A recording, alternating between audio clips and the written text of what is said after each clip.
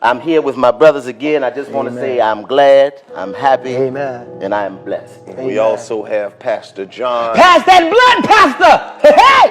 Whitfield. Amen. A.K.A. Pastor Blunt. Here we are. Well, let's get right into the segments, brother. Amen.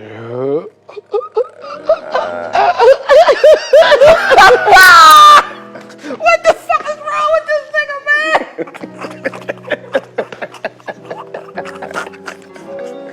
He had to cough, and that's why he had to do that. The nigga was about to cough. It's illegal to cough now. Don't sneeze or cough, nigga. You gotta leave. So that's what he would do. He was like,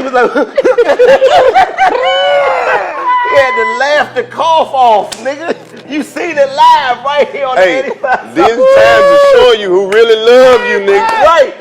Because if a nigga hold a cough in,